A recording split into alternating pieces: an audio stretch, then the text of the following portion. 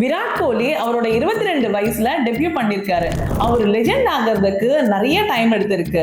அதுக்கு அவர் எக்ஸசைஸ் பண்ணிருக்காரு, food sacrifice பண்ணிருக்காரு, நிறைய சாக்ரிஃபைசஸ் பண்ணி அவர் டெபியூ பண்ணதுக்கு இவ்வளோ டைம் ஆயிருக்கு. இதே மாதிரி தான் வெல்த் கிரியேஷனுக்கும் டைம் ஆகும். ஜஸ்ட் இமேஜின், நீங்க மாசம் மாசம் 5000 ரூபாய் நீங்க இன்வெஸ்ட் பண்ணிட்டே வரீங்க ஒரு ஈக்விட்டி மியூச்சுவல் ஃபண்ட்ல. ஒரு 12% அசியூம் பண்ணிக்கோங்க. பட் ஈக்விட்டினால நீங்க அதிகமாவே ரிட்டர்ன் வரும். உங்களோட 60 வயசு நீங்க டச் பண்ணும்போ நீங்க எவ்வளவு போய் சம்பாதிப்பீங்க அப்படின்றது இப்ப பார்க்கலாம். நீங்க 25 வயசுல ஆரம்பிச்சீங்கன்னா உங்களோட மொத்த இன்வெஸ்ட்மெண்ட் 21 லட்சம் ரூபாய், உங்களோட ரிட்டர்ன் 3 கோடி.